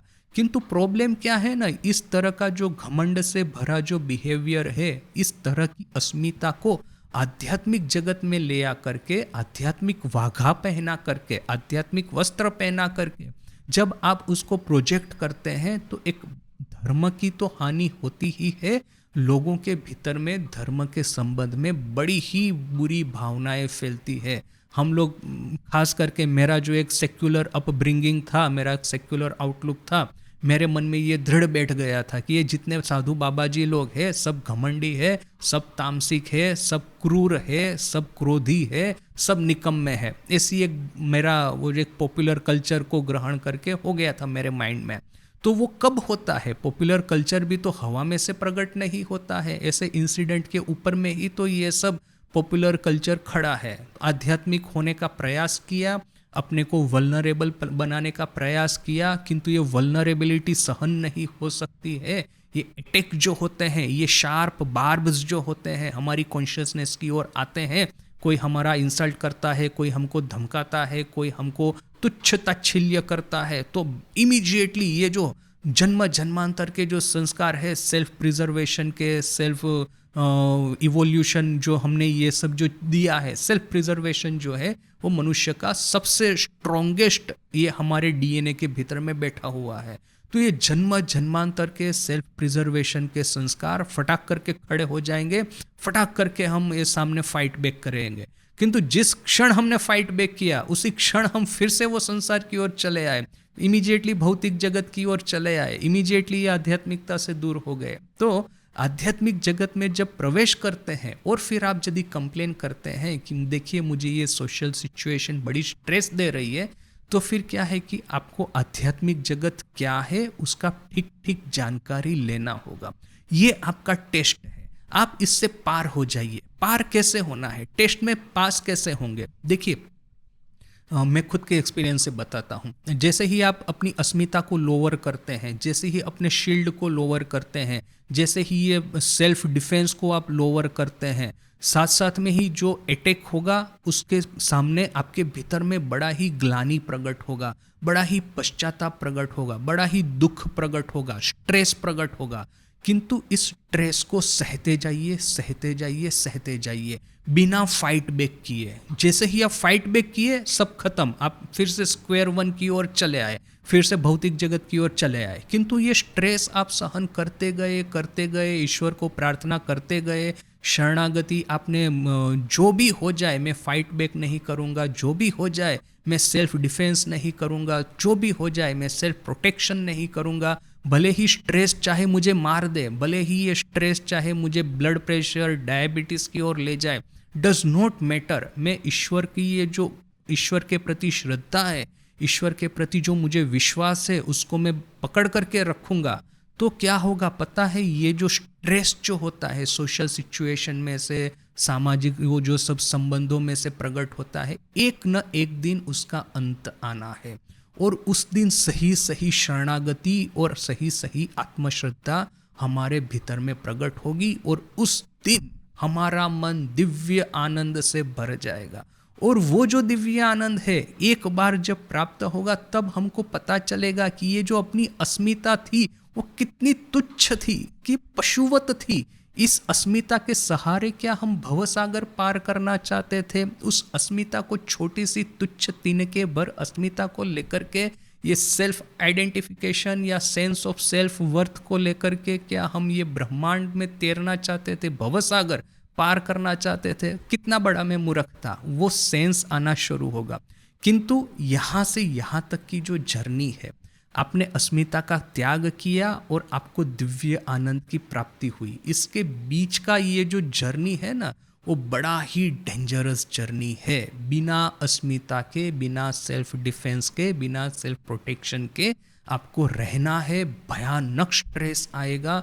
इस स्ट्रेस को कैसे भी करके सहन करना है। ये टेस्ट यदि आप पार हो जाएंगे, यही आपकी सही तपस्या है। स्मशान में रात भर जगना, एक पैर पे खड़े रह करके 1000 साल तपस्या करना, न कि ये उपवास करते रहना, यह सब चीज़ों से ज़्यादा कुछ होने वाला नहीं है। भगवान बुद्ध ने हमको बता दिया है। इसकी वजह सर्वश्रेष्ठ तपस्या यही है कि अपने शील्ड को लोअर कीजिए, अपनी अस्मिता जो है उसको जैसे कि तिलांजलि दे दीजिए, ठाकुर के सामने, माँ काली के सामने बलि दे दीजिए उसका, और वल्नरेबल होकर के रहिए। ये वल्नरेबिलिटी आपको 1000, 1,00,000, 1,00,00,000 समस्याएं खड़ी करेगी, डज नॉट मैटर। इस टेस्ट को पार कर लीजिए। जैसे ही ठाकुर का आशीर्वाद मिलेगा, ठाकुर देखेंगे कि हाँ, मेरा भक्त मेरे लिए वल्नरेबल होने को तैयार है, तो वैसे ही ठाकुर के आशीर्वाद बरसेंगे और अपना हृदय जो है दिव्य आनंद से भर जाएगा। तो ये एक थोड़ा सा अपनी आध्यात्मिक जर्नी का एक सीक्रेट। अभी कल मिलते हैं, आज यहीं तक। ओम शांति शांति शांति। हरि ओम तत्सत। श्री राम कृष्णार्पणमस्तु। अस्मिता के बारे में जब हम बात करेंगे ना, तो हमको ना इसको 2 डिवीजन में बांट देना होगा। एक तो है कि जागतिक जगत में अस्मिता, दूसरा है कि आध्यात्मिक जगत में। अभी जागतिक जगत में देखेंगे ना, तो विकृत अस्मिता क्या है? तो वो है इंफीरियरिटी कॉम्प्लेक्स और सुपीरियरिटी कॉम्प्लेक्स। या तो मेरे भीतर में बहुत ही ज़्यादा हीन भावना है, या तो फिर मेरे भीतर में बहुत ही ज़्यादा घमंड है। ये घमंड मुझे दूसरों का शोषण करने को प्रेरित करेगा, और हीन भावना जो है मुझे ऐसा डरा डरा सहमा सहमा करके रखेगा कि इस जगत में कुछ मैं ज़्यादा प्राप्ति नहीं कर पाऊंगा, पशुवत मेरा जीवन हो जाएगा। तो ये दोनों है एब नॉर्मल। एक हेल्दी अस्मिता क्या होनी चाहिए कि मुझे एक सेल्फ कॉन्फिडेंस होना चाहिए, करेज होना चाहिए, भले ही चाहे थोड़ा बहुत घमंड हो इसमें, किंतु इसकी वजह से मैं दूसरों का शोषण न करूं, मेरे में सुपीरियरिटी कॉम्प्लेक्स ना हो। इसको एक हेल्दी अस्मिता कहेंगे। किंतु ये डेफिनेशन जो हो गया कि इंफीरियरिटी कॉम्प्लेक्स, सुपीरियरिटी कॉम्प्लेक्स और एक हेल्दी अस्मिता, ये हो गया आपका जागतिक जगत में। आध्यात्मिक जगत में जैसे ही आप प्रवेश करते हैं, तो साथ साथ में ही आपको अस्मिता का ही तिलांजलि देना है। जब तक आप अपनी अस्मिता का त्याग नहीं करेंगे, हमने आध्यात्मिक जगत में प्रवेश ही नहीं किया है। आध्यात्मिक जगत में प्रवेश की साइन क्या है कि मैंने गेरुआ पहन लिया है, तिलक लगा करके घूमता हूँ, पीताम्बरी पहनता हूँ, माला करता हूँ, मंदिर में जाता हूँ, यह सब साइन है न कि आध्यात्मिक जगत में प्रवेश की साइन है कि अस्मिता को तिलांजलि दिया है, सेक्रीफाइस किया है, बलिदान किया है और त्याग का रास्ता अपनाया है। इंद्रियों के विषयों का त्याग और अस्मिता का बलिदान, ये है स्पिरिचुअल लाइफ की साइन। ये चाहे मैं गेरुआ पहन के करूं, न कि मैं ये जीन्स और टी शर्ट पहन के करूं, डज नॉट मैटर। मेरे में ये 2 चीज़ होनी चाहिए, तभी मैं आध्यात्मिक हूँ। तो अब जैसे ही मैंने आध्यात्मिक जगत में प्रवेश किया, अस्मिता का बलिदान दिया, तो उस समय बीच का जो पीरियड है मैं बड़ा वल्नरेबल हो गया, किंतु एक बार मुझे सिद्धि प्राप्त हुई ना, तो आत्मश्रद्धा और शरणागति प्रकट होंगे। तो अभी देखिए कि इस पूरे आप तीन डिवीजन में बांट सकते हैं। एक तो है जागतिक जगत, जिसमें कि इंफीरियरिटी कॉम्प्लेक्स है, सुपीरियरिटी कॉम्प्लेक्स है और एक हेल्दी अस्मिता है।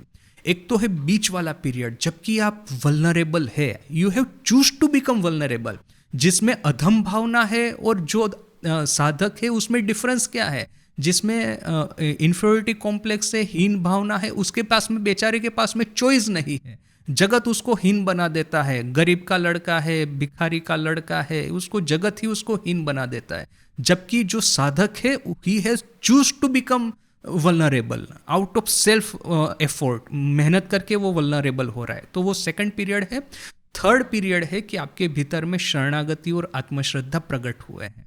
सो this is how you have to see. Swami ji और रंगनाथानंद जी ने जो बार बार लोगों को कहा करेज प्रकट करने को, सेल्फ कॉन्फिडेंस प्रकट करने को, तो उसके लिए जो आत्मश्रद्धा, जो कि एकदम उच्च आध्यात्मिक कॉन्सेप्ट है, वहाँ पे जाने से पहले जो आप जागतिक जगत में हीन भावना से जो पीड़ित है, क्योंकि 1000 साल की गुलामी सहन की है, इवन आज भी छोटे मोटे आसपास के पड़ोसी देश आकर के वो कुछ न कुछ कर जाते हैं, हम लोग उसका कुछ ठीक से उत्तर नहीं दे पाते, बोल करके भारतीय लोगों में हीन भावना बड़ी प्रबल है, थी और है। तो उसका सॉल्यूशन है जागतिक जगत में ही एक हेल्दी ईगो डेवलप करें, एक हेल्दी अस्मिता डेवलप करें, जो कि आपको इस जागतिक जगत में एटलीस्ट वो आपको हीन होने से बचाए। सो उस तरह से बहुत सारा इंटरप्रिटेशन स्वामी जी का और रंगनाथानंद जी का कर सकते हैं। स्वामी जी कहाँ कहाँ वो आध्यात्मिक आत्मश्रद्धा की बात करते हैं, कहाँ ये जागतिक जगत में सेल्फ कॉन्फिडेंस की बात करते हैं, उसको तो आपको सेंटेंस बाय सेंटेंस देखना होगा, किंतु इन जनरल ये प्लान है। किंतु सांप वाली कहानी में ठाकुर साथ साथ में कहते हैं कि साधु को फुंकार भी नहीं करना है, इस अर्थ में कि साधक को अपने को पूरा वल्नरेबल करके रखना है। लाठी से मार रहे तो मार खाना है, वो सांप के लिए था, इस अर्थ में कि संसारी के लिए अपना का सेल्फ प्रिजर्वेशन का कॉन्सेप्ट है, साधक के लिए सेल्फ प्रिजर्वेशन वाला कॉन्सेप्ट ही नहीं है। यहाँ पे आपको किस तरह से देखना है पता है। अब जैसे मैं अपना खुद का एग्जांपल देता हूँ, हम लोग कभी, मैं खास करके एक मास्क पहन लेता हूँ कभी कभी, जबकि मैं ये डीएल करता हूँ। अभी यहाँ पे तो कुछ है नहीं ऐसा, किंतु मैं पब्लिकेशन में था तो सब तरह के लोगों के साथ में डीएल करना है। अभी कोई लोग अपने साथ में चीटिंग करने का भी प्रयास करेंगे। पब्लिक प्रिंटिंग का क्वालिटी जो है, जितना रुपया लिया उतना क्वालिटी नहीं मिलेगा, तो आपको तो उनको बोलना पड़ेगा कि भाई तुमने आश्रम का रुपया लिया है और जो काम स्टैंडर्ड करना चाहिए ऐसा क्यों नहीं किया, तो मुझे बोलना ही पड़ेगा, तो मुझे डीएल करना ही है उसके साथ में। आश्रम का रुपया दे करके फिर जो भी क्वालिटी सामने आए तो मैं दीनहीन होकर के ले लूँ तो नहीं चलेगा। सो वो एक मास्क पहनना हम सभी लोग सीख जाते हैं।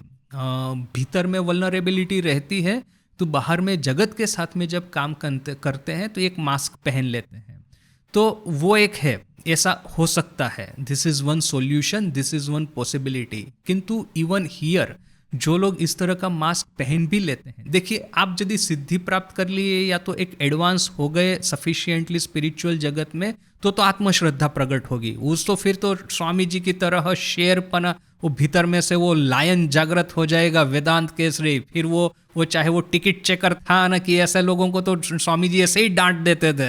मैंने आप आजकल के साधुओं को डांटते क्या देखते हैं, स्वामी जी जो डांटते थे सामने वाले का हार्ट फेल हो जाएगा। किंतु वो तो आत्मश्रद्धा की बात हो गई, वो ना सफिशिएंटली आप एडवांस है स्पिरिचुअली, तो वो आपके भीतर में प्रकट होगा। बिफोर दैट आप वल्नरेबिलिटी के फेज में जब तक है, और फिर आप ये स्वामी जी का this is very unique right. अब ट्रेडिशनल साधु संन्यासी संप्रदाय है, ट्रेडिशनल साधना है, उसमें आपको वल्नरेबल होना ही होना है, वल्नरेबल होकर के आपको उपासना करनी है।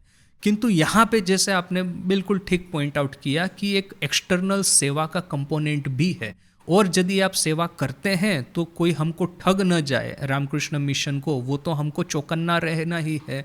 तो उस समय मेरा जो एक सॉल्यूशन है, इस तरह से एक मास्क पहन लेना है, तो टेम्पररी पहना उस सब लोगों के साथ में डील करने के लिए, और फिर बाद में ये मास्क को उतार भी दिया।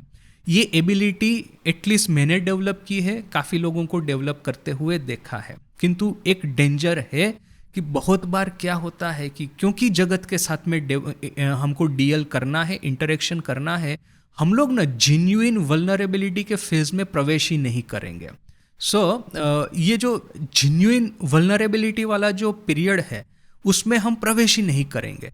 तो जब तक मैं उस एरिया में, उस फील्ड में प्रवेश नहीं करूंगा, मैंने तो साधना स्टार्ट ही नहीं की है। उसके बाद में क्या होगा पता है, मेरा एक एथिकल एक हो जाएगा पर्सनालिटी कि मैं साधु होने को तो आया हूं, तो मेरा एक एथिकल बिहेवियर है और साथ साथ में सेवा करना है। तो मैं सेवा के लिए जगत के साथ में जिस तरह से एक जागतिक हेल्दी अस्मिता रख करके जो डील करना है वो मैं कर रहा हूँ।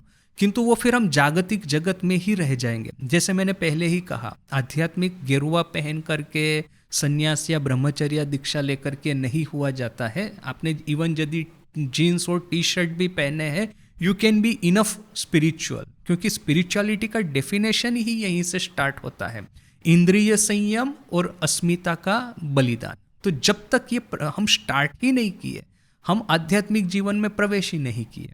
तो यानी कि रामकृष्ण ट्रेडिशनल यदि आप स्पिरिचुअलिटी देखने को जाएंगे तो आपको बड़ा क्लियर कट डिवीजन देखने को मिलेगा कि ये जागतिक जगत था, उसमें या तो वो हीन भावना से पीड़ित था या तो घमंड से पीड़ित था, और अभी ये साधक हुआ है तो बड़ा वल्नरेबल हो गया है, और फिर जिसने सिद्धि प्राप्त की है तो उसमें आत्मश्रद्धा और शरणागति का उदय हुआ है। एक बड़ा क्लियर कट आपको ये प्रोग्रेशन देखने को मिलेगा। रामकृष्ण मिशन में बिल्कुल ठीक कि जैसे मिडल लेवल पे हम लोग है, ऑन वन हैंड वल्नरेबल भी है, दूसरी ही और हम जगत के साथ में भी डील कर रहे हैं, विच इज़ वेरी इंटरेस्टिंग। जो सही में आपने ये ठाकुरमा स्वामी जी के उपदेश को पचाया है तो घर में आकर के आप वल्नरेबल होंगे, ऑफिस में बैठे होंगे तो शेर की तरह बिहेव करना सीखेंगे। ये duality you will have to develop. देखिए, हम लोगों के साथ में प्रॉब्लम कहाँ पे स्टार्ट होता है। एक तो अधम भावना थी, अभी स्वामी जी बोलते हैं आत्मश्रद्धा डेवलप करनी है। तो हम लोग क्या सोचते क्या है पता है, ये जो हीन भावना या तो अपनी अस्मिता जो वल्नरेबल मतलब ये कमज़ोर हो गई थी, सेंचुरीज ऑफ ह्यूमिलिएशन, तो वहाँ से ना हम सीधा वेदांत केसरी आत्मश्रद्धा की ओर जंप लगाएंगे। तो वो सीधा जंप कभी नहीं लगने वाला है। स्वामी जी ने कहा है, तो स्वामी जी के जो स्टेटमेंट्स के साथ में स्वामी जी का खुद का लाइफ, ठाकुर और माँ का लाइफ और टीचिंग, सब कुछ हमको मिक्स करके एक ओवरऑल अंडरस्टैंडिंग प्राप्त करना है। ये जर्नी कैसे होगा, आज मेरी अस्मिता कमज़ोर है, वहाँ से मैं वेदांत केसरी रूपी आत्मश्रद्धा प्राप्त करूँगा। ये जर्नी कहाँ से जाता है, सबसे पहले तो जागतिक जगत में मुझे अपनी अस्मिता को हेल्दी बनाना होगा। उसके लिए मुझे कर्मयोग करना होगा, चाहे मैं सेवा करूं न कि चाहे मैं खुद के लिए पैसा कमाऊं। ये अधम भावना से दीनहीन भावना से ऊपर आना होगा। इसीलिए देखिए कि स्वामी जी ने वेदांत अमेरिकन्स को सिखाया, क्योंकि उनका ईगो बड़ा हेल्दी था। भले ही चाहे घमंड सुपीरियरिटी था, किंतु एक हेल्दी ईगो के लेवल पे पहुंच गए थे। जबकि भारत में उन्होंने वेदांत का एज सच प्रचार किया ही नहीं है रिटर्न आने के बाद में, क्योंकि वो ले पाए उस तरह का हेल्दी ईगो ही नहीं है अपना। तो वो तो एक बात हो गया। पहले तो दीनहीन भावना से, इन्फीरियरिटी कॉम्प्लेक्स से एक हेल्दी ईगो की ओर आप आइए। जब तक वो नहीं होगा तब तक आप सीधा यदि एक वल्नरेबल कमजोर अस्मिता लेकर के आध्यात्मिक जगत में प्रवेश करेंगे तो सब खत्म हो जाएगा। फिर जो भारत का 1000 साल का पतन इसीलिए हुआ था, एक तो अस्मिता नहीं है, दूसरा कि हमने शरणागति रूपी वाघा पहन लिया। स्वामी जी कहते हैं ना कि तमस जो है वो जैसे कि वो सत्व का आवरण, जैसे कि सत्व का भान करके प्रवेश करता है, सत्व है ही नहीं, तमस है। तो वो हीन भावना लेकर के शरणागत हूँ इस तरह का दिखावा करना, उसी ने ही हमको 1000 साल तक मार दिया। तो वो तो एक सबसे बड़ा टीचिंग हमको ख्याल में रखना है। हीन भावना से सीधा आप स्पिरिचुअलिटी में प्रवेश कर ही नहीं पाएंगे। आपको एक healthy ego, healthy self respect, healthy आत्मसम्मान होना ही चाहिए यदि आप आध्यात्मिक जीवन में प्रवेश करना चाहते हैं। तो ये स्वामी जी का एक बहुत ही यूनिक मैसेज है। और ये मैसेज हमको आज यूनिक क्यों लगता है, क्यों वैदिक युग में नहीं लगता था? वैदिक युग में ऑलरेडी सबके हेल्दी ईगो थे। आज का जैसा अमेरिका को आपको जाकर सेल्फ कॉन्फिडेंस या करेज की उपदेश देने की जरूरत नहीं है। They already have self confidence. ये ऑलरेडी उन्होंने हिटलर का वो सफाया करके बैठे हैं, पिटाई करके बैठे हैं। ऑलरेडी उनके पास में B-52 बॉम्बर है। जो कि आधा जगत घूम करके वो वहाँ पे अटैक करके वापस आ जाएंगे। उनको वो करेज, आत्मश्रद्धा सिखाने की जरूरत नहीं, ऑलरेडी हेल्दी ईगो लेके बैठे हैं। तो पहले तो वो लेवल पे आपको जाना पड़ेगा, then begins your spiritual journey. फिर वो वल्नरेबल होने की प्रक्रिया प्रारंभ होती है। अब जैसे स्वामी जी ने कहा ना कि भगवान बुद्ध के पास में राज्य था त्याग करने के लिए, तुम्हारे पास में क्या है? तो त्याग, जो वल्नरेबल होना है तो अस्मिता का त्याग करना है। अस्मिता तो चाहिए, अस्मिता ही नहीं है, किस चीज का त्याग करेंगे? तो पहले तो अस्मिता डेवलप कीजिए, strong sense of self worth develop कीजिए, फिर उसका त्याग कीजिए। So that concept has to be clear. फिर अब जब त्याग करते हैं तो दूसरा एक प्रश्न क्या आता है पता है? कि खास करके रामकृष्ण मिशन के साधुओं को कि सेवा एक साधना के रूप में है। यदि आप ट्रेडिशनल साधना करते हैं, महावाक्य विचार है या तो फिर ये संतान भाव, मातृभाव वाली सब साधनाएं हैं, तो आपको ऐसा कोई चिंता नहीं है, भले मैं आज वल्नरेबल हूँ, साधना करते करते सब ठीक हो जाएगा। हम लोगों के साथ में प्रॉब्लम होता है, शिव ज्ञान जीव सेवा करते करते पूरे जगत के साथ में डील करना है। तो उस समय हम वल्नरेबल होकर के कैसे डील करेंगे? उस समय क्या हमको स्वामी जी के आत्मश्रद्धा नहीं चाहिए क्या? किंतु वो आत्मश्रद्धा, प्रॉपर आत्मश्रद्धा जो कि अहम ब्रह्मास्मि भाव में से प्रकट होती है, उसको तो साधना के अंत में प्राप्त होगा। एज ऑफ टुडे क्या? एज ऑफ टुडे में जो शिव ज्ञान से जीव सेवा कर रहा हूं, उस समय निर्विकल्प समाधि के बाद में या तो उच्च आध्यात्मिक अवस्था में से पहुंचने के बाद में जो आत्मश्रद्धा प्रकट होती है, वो तो आज मेरे पास में है नहीं। तो मुझे क्या करना है? तब क्या करना होता है? ये जो हेल्दी अस्मिता जो ऑलरेडी हमने डेवलप की है, उसका मास्क पहन करके रखना है। जब मैं ठाकुर के पास आता हूं तो मैं वल्नरेबल हो जाता हूं, जगत के साथ डील करता हूं, तो पहले तो दीनहीन भाव या तो फिर ये सुपीरियोरिटी कॉम्प्लेक्स, दोनों में से निकल करके एक हेल्दी अस्मिता मैंने डेवलप की थी आध्यात्मिक जगत में प्रवेश करने की एलिजिबिलिटी के रूप में, उसका एक मास्क पहन करके जगत के साथ डील करना है। और इसीलिए ये हेल्दी अस्मिता आध्यात्मिक जगत में प्रवेश करने के लिए बड़ा ही इंपॉर्टेंट है। यदि आपने आध्यात्मिक जगत में इंफीरियोरिटी कॉम्प्लेक्स लेके प्रवेश किया या तो सुपीरियोरिटी कॉम्प्लेक्स लेके प्रवेश किया, आध्यात्मिक जगत कभी भी ठीक नहीं होने वाला है आपका। हमेशा आखिर तक वो गड़बड़ होती रहेगी, साधना में सिद्धि प्राप्त नहीं होगी। यानी कि पहले तो एलिजिबिलिटी डेवलप कीजिए, come out of inferiority complex, come out of superiority complex and develop a healthy ego, healthy अस्मिता, देन आध्यात्मिक जीवन में प्रवेश कीजिए।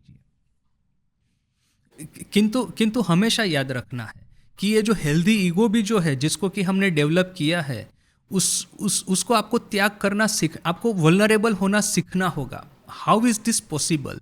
कि देखिए, समझाना मुश्किल है। मेरा खुद का जो अनुभव जाता है, मैं कभी भी मेरा जो ये पब्लिशर है, प्रिंटर है, बाहर के जगत वाले कार्य के रिलेटेड में जिन लोगों के साथ में मैंने डील किया है ना, ये तो कुछ नहीं है पब्लिकेशन। रांची में तो मैं ट्राइबल लोगों के साथ में डायरेक्ट डील करता था। वही ट्राइबल जो कि वहाँ का जो डीएम है, वो डिस्ट्रिक्ट मजिस्ट्रेट, वो जाने से डरता था कहीं वो मार न दे उसको। लिटरली मर्डरर्स जो है, ऐसे लोगों के साथ में day in day out deal करता था। मुझे कभी भी किसी भी तरह की वल्नरेबिलिटी महसूस नहीं हुई। उन लोगों के डील करने के सामने सब समय में एकदम तेजी से बात करता था, गुस्से से बात करता था, डांट देता था। ऐसे ट्राइबल लोगों को जो कि दूसरे ही दिन मर्डर करने वाले हैं, ऐसे लोगों को डांटना मेरे लिए कोई बड़ी बात नहीं थी। सो एक बहुत ही स्ट्रॉन्ग एक आउटर लेयर मैंने बनाया था, but inside I was extremely vulnerable. मैंने कोई भी मुझे कुछ बोल दे ना, तो I used to become very upset. तो how is this both things possible? वही जो ट्राइबल आदमी मुझे 1000 गाली देगा तो उसको मैं 10,000 गाली फटाक करके दे दूंगा, कोई फर्क नहीं पड़ता। बट ऐसा कोई आदमी जो कि उस कैटेगरी में नहीं आता है, यानी कि जिनकी मैं सेवा नहीं कर रहा हूं, वो यदि मुझे कुछ बोले, देन आई बिकम अपसेट। सो वो मैंने ड्यूअलिटी मेरे नेचर में देखी है। ऑन वन हैंड मैं बड़ा ही स्ट्रांग था, दूसरी ही ओर मैं बड़ा ही वल्नरेबल था। तो ये duality we have to somehow develop. ये अर्धनारी स्वरूप जो भगवान शिव का है ना, मुझे बड़ा अच्छा लगता है। ये दोनों क्वालिटी आपको डेवलप करनी है। On one hand you have to be vulnerable, otherwise you will never progress in spiritual life. On the other hand, खास करके रामकृष्ण विचारधारा को आप फॉलो कर रहे हैं, तो एक वेदांत केसरी वाला भाव भी आपको थोड़ा सा साथ साथ में ही साधना के रूप में डेवलप करना है। सिद्धि प्राप्त करने के बाद में जो मिलेगा वो मिलेगा, आत्मश्रद्धा, किंतु साधना के रूप में भी आत्मश्रद्धा को डेवलप करना है, which is unique to Shri Ramakrishna movement. Swami ji ने आकर के सब ट्रेडिशनल कैलकुलेशन गड़बड़ कर दी है। किंतु देखिए स्वामी जी खुद कितने वल्नरेबल थे। स्वामी जी ने बार बार कहा है कि ये जो मेरा जो प्रेम है ना जगत के प्रति, उसने मुझे इतना कमजोर बना करके रखा है, मैं भीतर में से इतना सफर कर रहा हूं, इसको मैं वाणी में व्यक्त नहीं कर सकता। स्वामी जी के लेटर पढ़ेंगे ना, you will realise how vulnerable he is. So this is you can say unique Vivekananda, कि ऑन वन हैंड आप साधना के लिए आत्मश्रद्धा डेवलप करते हैं, साथ में ही साधना के लिए वल्नरेबिलिटी को भी डेवलप करते हैं। How you will maintain balance, it is a secret to Ramakrishna Vivekananda literature.